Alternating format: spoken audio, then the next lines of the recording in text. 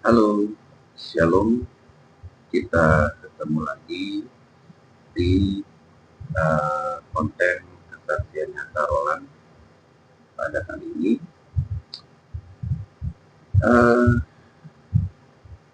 Pada kali ini Tuhan ingatkan saya ada satu kejadian yang pernah saya alami, ya. Dan kejadian itu salah satu yang memang tidak bisa saya lupakan juga, karena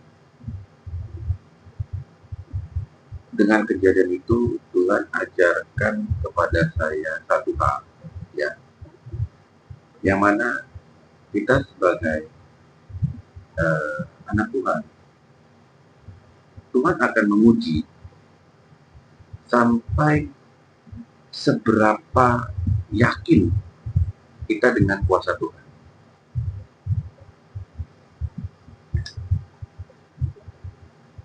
Selama saya hidup, mungkin Bapak dan Ibu sama ya, kita seringkali berpikir bahwa kita punya saudara,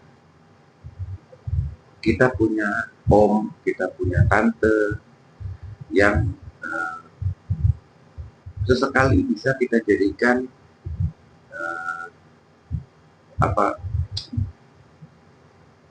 perlindungan, ya, baik itu teman curhat, baik itu pinjam duit, ya.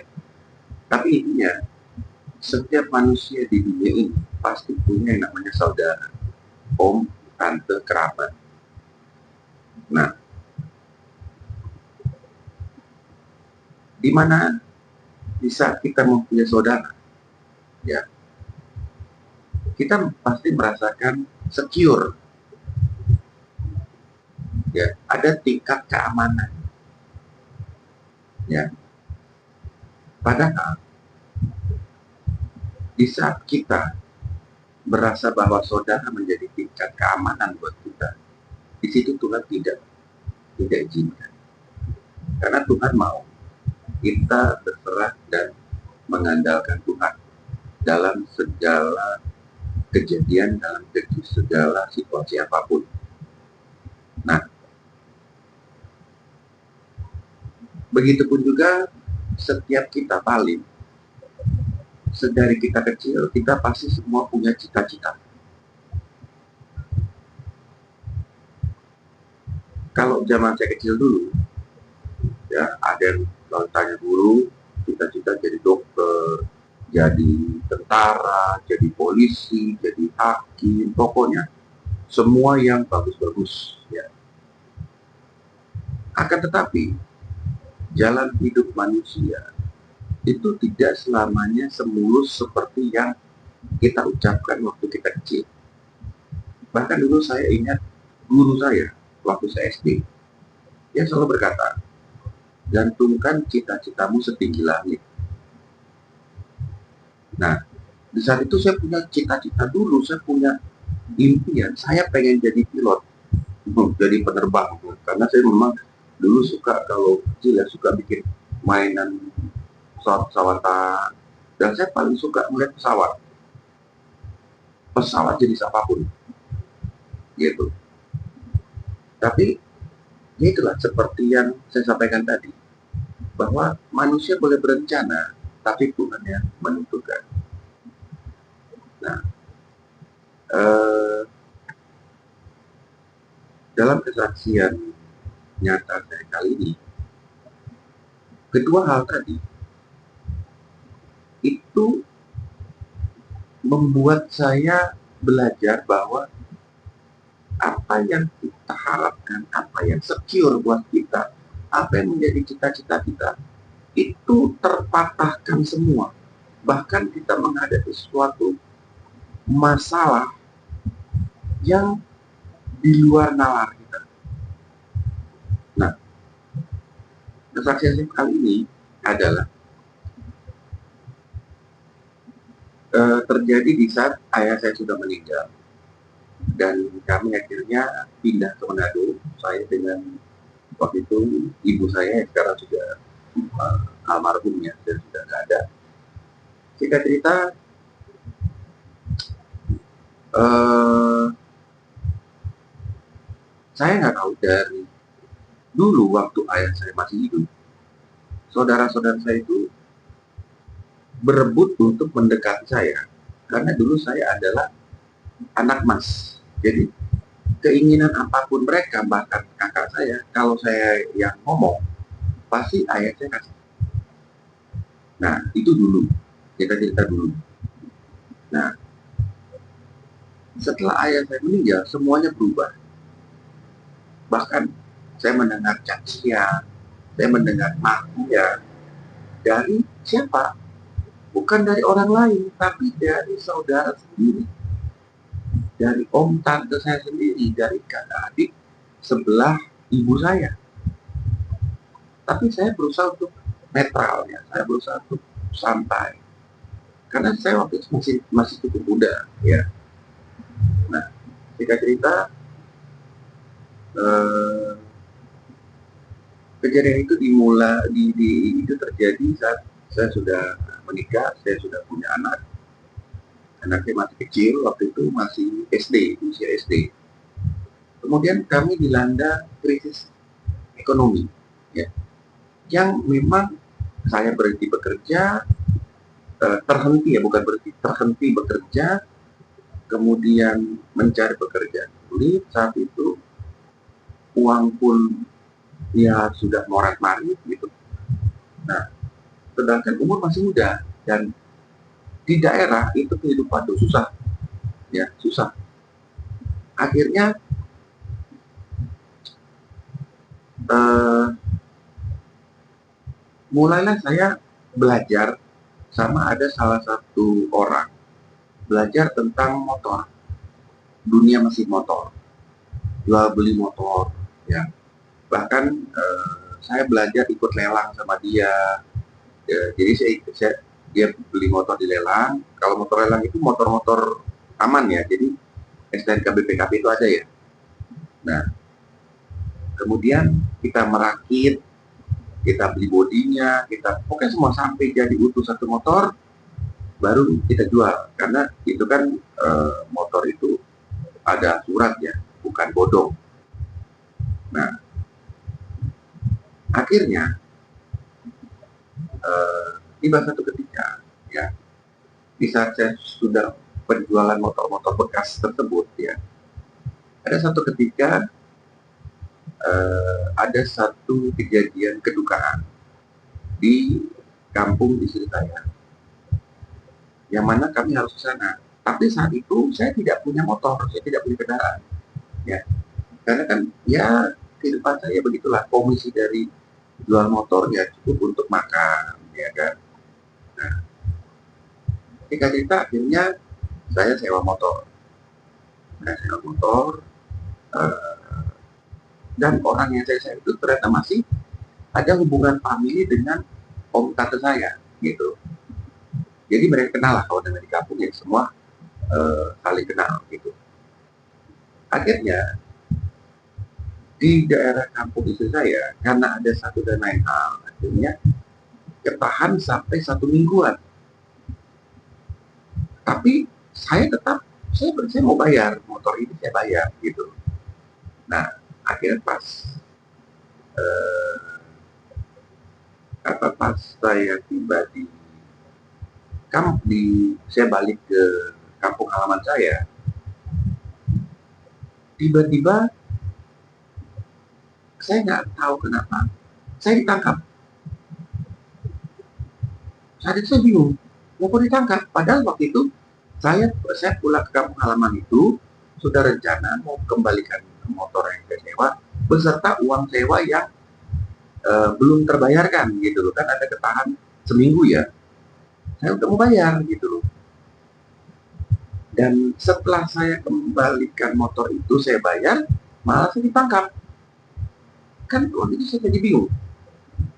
Nah, akhirnya dibawalah saya ke polsek. Di situ benar-benar saya bingung itu salahnya itu apa. Dan tiba-tiba si si polisi ini ya, reserse ini, dia bilang begini, kamu itu penadah motor. Loh, kok saya penadah? Terus ditanya semua motor-motor situasi, nah itu motor lelang ada lengkap surat. Tapi itulah, kita kalau sudah ada yang melapor, ya kita ngomong apapun itu udah salah. Meskipun kita benar, itu pasti salah. Akhirnya polisi nggak mau dengar omongan saya. Saya dimasukkan ke dalam kayak satu ruangan tunggu polisi. Di situ tangan saya diborgol pertama ke depan, kemudian dipindah ke belakang, dan tapi yang satu tangan ini dilepas, tapi yang satu ini diborgol, dan sambungannya itu dikaitkan, diborgolkan ke tiang tidur. Saya bingung, ini kenapa gitu. Nah, akhirnya itu waktu itu masih siang ya. Karena saya lelah, saya ketiduran, saya tidur, saya kebangun itu sudah lewat maghrib ya, sudah kurang lebih jam 7-an. Terus nggak lama itu saya dengar, oh ada yang mau besok saya lihat, yaitu ada istri saya datang, ada ibu saya, terus ada saudara saya, ya. Dan saat itu ibu saya nggak bisa bikin apa-apa, istri saya nggak bisa bikin apa-apa. Bahkan saya merasa bahwa saya ini tuh kayak penjahat gitu. Saya nggak ada niatan apa-apa saat itu. Nah, akhirnya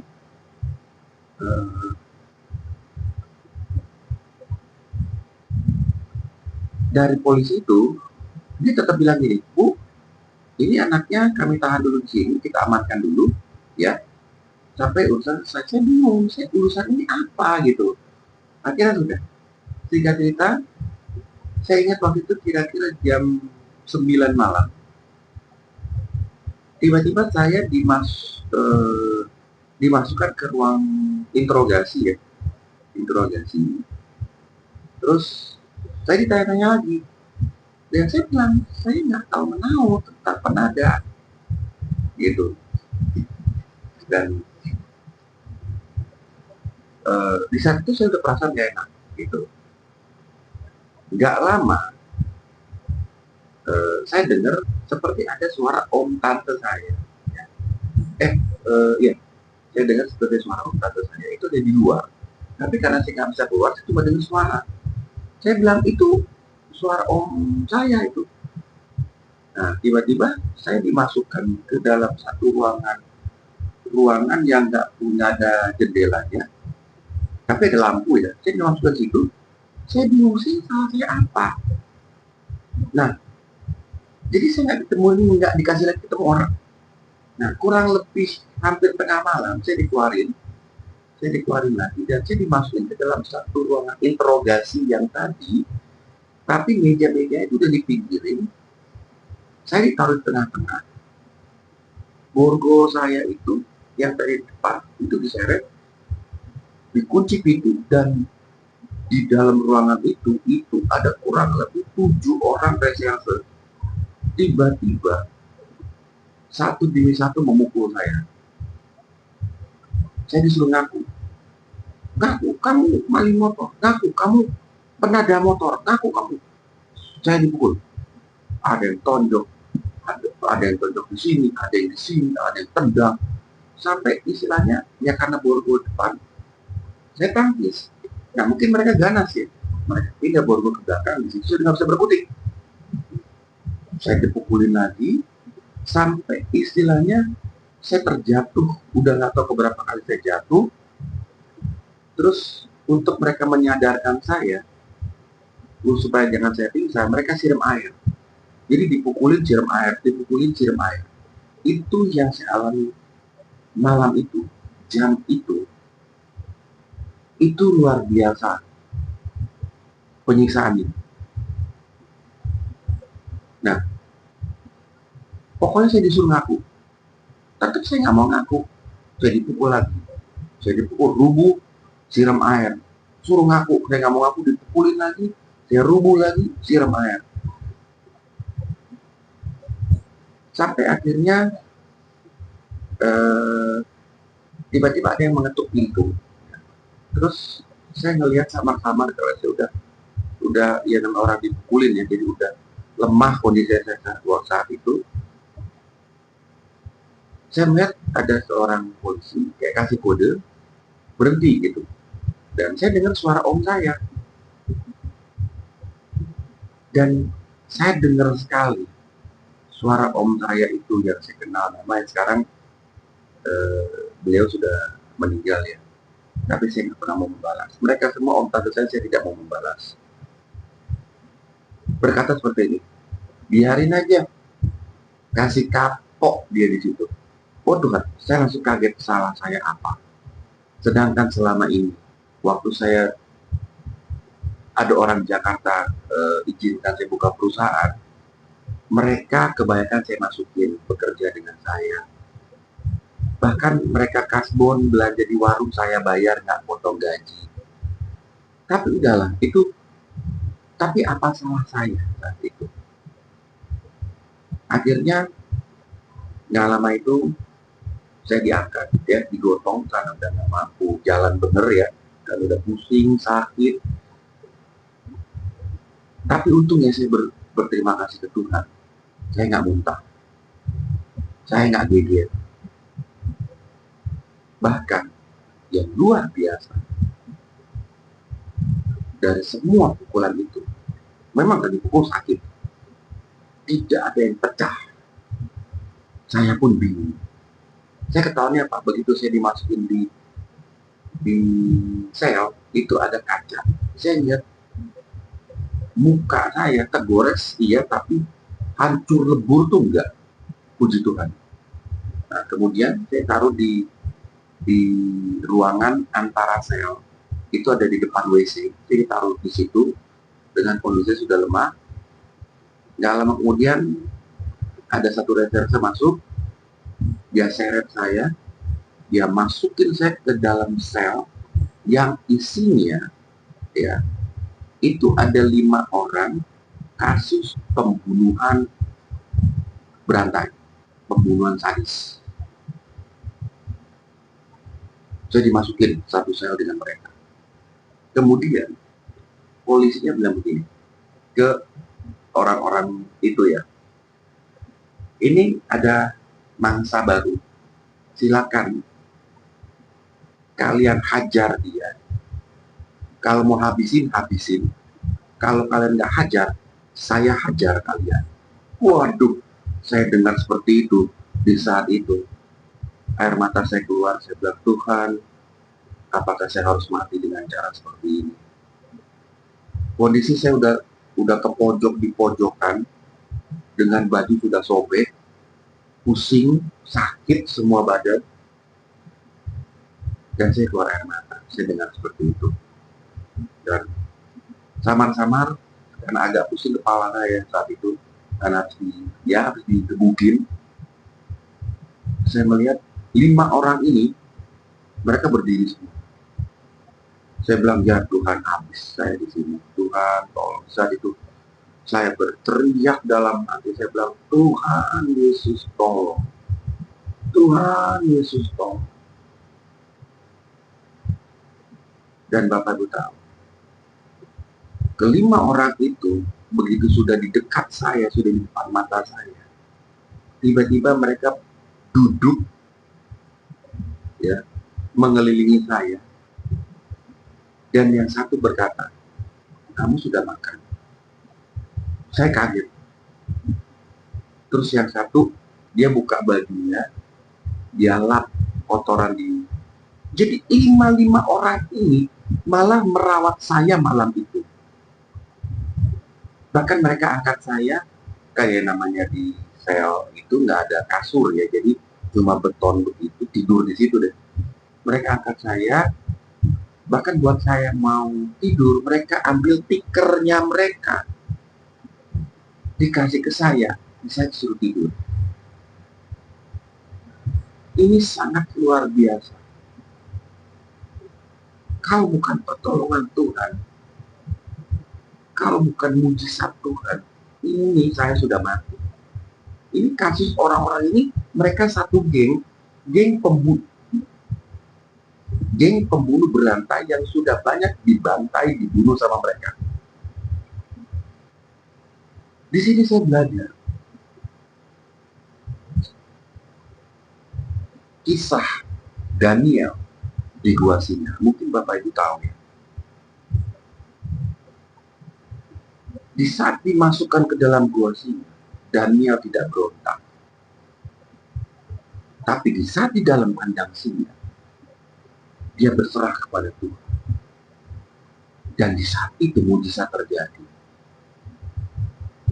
Tuhan mengatupkan mulut-mulut singa-singa lapar itu sehingga tidak mengorek Daniel. Nah, kisah Daniel di Alkitab ini, itu saya alami sendiri. Yang seharusnya saya mati digebukin dengan kondisi yang sudah lemah, harusnya saya mati digebukin. Apalagi mereka ini beringas-beringas, biasa ngebunuh orang. Tapi kejadian Daniel di Alkitab, Tuhan nyatakan seperti itu. Tuhan membalikan hati manusia yang jadi dari sadis menjadi lembut.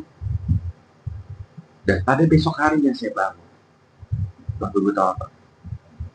Makanan mereka yang dibawa sama keluarga mereka, kan ada yang ngebesuk mereka duluan ya. Mereka kasih ke saya setengahnya. Bahkan nawarin rokok, segala macam tawarin. Bahkan saya kalau bilang kalau mau mandi ini ada handuk, pakai aja.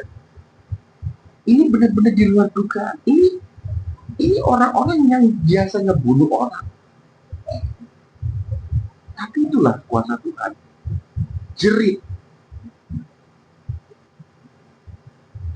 Jeritan saya yang memanggil nama Tuhan Yesus itu Tuhan kita. Dan bukan hanya itu saja. Siang itu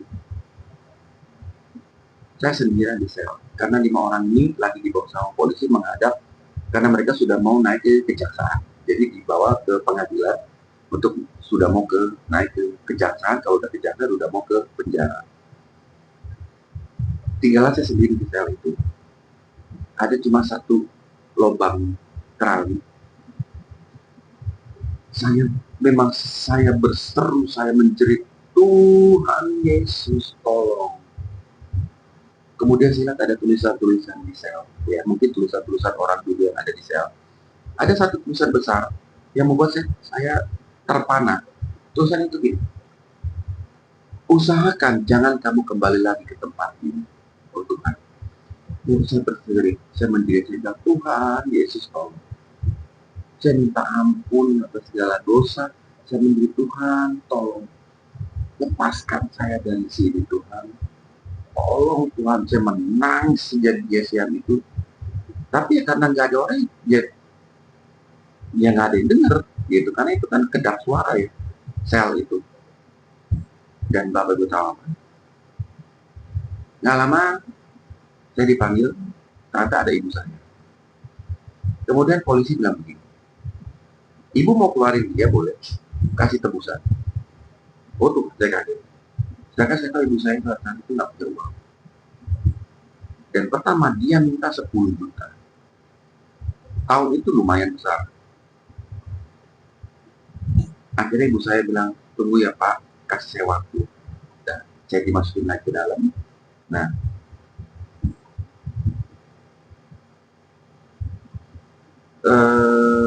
sore itu saya berdoa, Tuhan selamatkan saya, loloskan saya Tuhan Yesus, loloskan saya. Dan pada malam itu 5 orang yang udah dari pengadilan balik. Tapi mereka dipisah sel sama saya. Mereka masuk di sel yang seberang. Nah, saya tetap di sel itu sendirian. Jadi kesempatan malam itu saya berdoa lagi. Saya berdoa, siapa aja kebangun saya berdoa. Besok paginya saya dibangunkan oleh eh, apa namanya, polisi. Dia bilang begini, ini sel saya nggak kunci, ya, kamu jangan kemana-mana ya. Oh iya Pak. Dan benar dia buka itu sel. Terus datang satu polisi lagi, dia bilang ini, kamu sapuin ya dari sini sampai ke depan. Oh iya, udah. Akhirnya saya ambil sapu, saya sapu dong. Saya sapu ruangan sel, saya sapu sampai ke eh, lobi daripada polsek.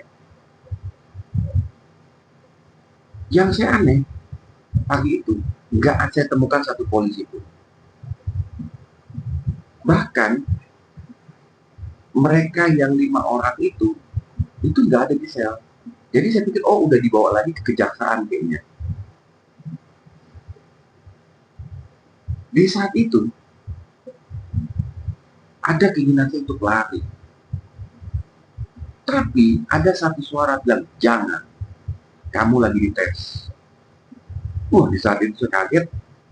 Udah, setelah saya sapu, saya taruh sapu di belakang, saya balik lagi ke sel. Saya duduk-duduk di dalam sel. Kondisi terbuka semua pintu. Benar, nggak lama itu datanglah polisi-polisi dan 2 orang masuk ke sel saya. Mereka bilang, kamu nggak pulang? Buat apa pulang Pak? Kan saya belum disuruh pulang. Di saat itu mereka kaget dan yang satu bilang, oh ya bagus bagus. Nah nggak lama itu datanglah 5 orang yang kasus pembunuhan itu, yang istilah sudah jadi kawan saya ya. Dan mereka langsung datangin sel saya dan mereka bilang, bro, tadi kita semua disuruh keluar. Ternyata polisi mau ngeliatin lu. Kalau sampai lu kabur, lu ditembak, lu bakal ditembak kaki lu. Saya kaget. Oh, pantesan kalian tadi nggak ada juga. Iya, kita emang suruh keluar semua. Kita memang dibilang mau lihat nih, si orang ini, saya maksudnya, mau kabur nggak? Ternyata lu nggak, bro. Bagus. Nah, nggak lama itu, saya dipanggil. Ternyata ada ibu saya. Dan saya dipanggil, jadi ada ibu saya di ruangan reserse. Saya kaget saat itu, reserse bilang, ibu, kalau cuma ada 1 juta nggak apa-apa. Akhirnya ibu saya kasih 1 juta. Di saat itu tanda tangan dan saya bebas. Begitu saya bebas, saya samperin 5 orang kawan saya itu yang di dalam, yang sudah jadi berkawan ya. Saya bilang, bro, gue duluan. Oh iya bro, hati-hati. Oke, ingat, jangan balik lagi ke tempat begini ya. Akhirnya saya pelukan satu dengan yang lainnya, saya pulang. Nah, tapi anak saya itu dibully. Di sekolahnya dibully, semua dibully. Saya cuma bilang ke anak saya, Pak, biarin. Nggak apa-apa. Kalau Tuhan pernah selamatkan saya, Tuhan akan sadarkan mereka. Dan semenjak saat itu, saya langsung menjauhi orang. Jadi bukannya saya marah kepada mereka, tapi prinsip saya waktu itu, saya ampuni mereka, saya tidak marah.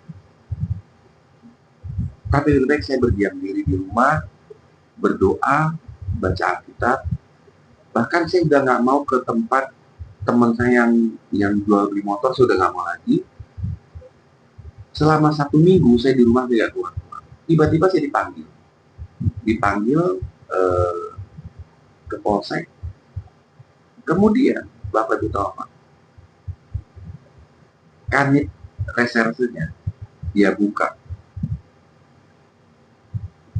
Kamu nggak mau tuntut balik? Loh, kenapa Pak? Kita minta maaf. Karena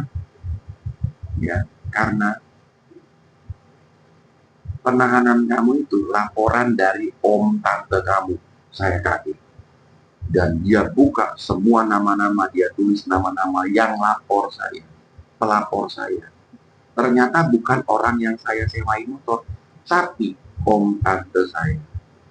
Itu yang lapor. Saya kaget. Di saat itu kanitnya bilang, sekarang kamu lapor balik. Karena begini, kemarin om kamu yang nama ini itu balik lagi ke sini, minta kamu saya masukin lagi penjara. Loh kok? Iya. Makanya saya bilang, om, kan dia sudah menjalani. Jadi kayaknya om kamu ini pada nggak puas. Ya. Jadi kalau mau, kamu tutup balik mereka, saya angkat mereka sekarang di rumah. Di saat itu ibu saya, istri saya bilang, jangan, nggak usah dibalas. Dan saya juga bilang, nggak usah Kadit, biarin. Saya nggak laporkan balik mereka, biarkan saja. Di saat itu, Kadit Resaksi bilang, kamu orang baik. Kita salah tangkap. Kita minta maaf. Bahkan datang yang orang yang pukulin saya itu, yang Resaksi lain bilang, mereka minta maaf. Kita minta maaf ya bro. Nggak ada cedera kan? Karena mereka takut kalau saya cedera atau patah tulang, kan mereka bisa berbahaya. Saya bilang, nggak apa-apa. Dan semenjak saat itu, saya lepaskan pengampunan mereka, dan akhirnya kami pindah ke daerah Minahasa Utara. Di situ saya memulai hidup baru, bekerja apa yang bisa saya kerjakan, dan setahun kemudian, saya mendengar kabar om saya yang mau laporin saya lagi. Jadi dia otaknya lah yang ngejeblosin saya, bahkan dia mau jeblosin lagi kedua kali. Meninggal dengan cara mengenaskan, badannya itu penuh berair, bahkan peti matinya diangkat berat sekali karena sudah air semua. Bapak Ibu bisa bayangkan. Saya dengar sedih. Di saat itu saya lepaskan pengampunan lagi. Padahal memang saya udah gak marah. Maka saya berdoa, Tuhan, lapangkan tubuhnya Tuhan. Kalau Kau berkehendak, jangan lihat lagi dosa-dosanya Tuhan, karena hamba-Mu sudah mengampuni dia. Tapi di sini ada belajar. Sesuai yang Tuhan bilang, pembalasan adalah milik Tuhan. Di saat kita tidak membalas, Tuhan yang membalas. Itu sangat berbahaya. Dan kejadian Daniel saya alami. Dan puji Tuhan, meskipun apapun yang terjadi digebukin, tapi Tuhan yang menjaga tubuh kita ini tidak hancur, tidak pecah, tidak patah. Itu yang luar biasa. Jadi, apabila Bapak dan Ibu sadar ada orang fitnah, mungkin Anda dipecat gara-gara fitnah, mungkin Anda terkeluar dari kelompok Anda, terkeluar dari lingkungan Anda karena fitnah, atau bahkan saudara-saudara Anda membenci Anda. Mungkin Anda ini merencanakan hal-hal yang tidak baik terhadap Anda. Ingat satu hal, jangan pernah membalas, dan pembalasan milik Tuhan. Di saat kita tidak membalas, murka Tuhan menyala atas mereka. Percaya, saya sudah alami.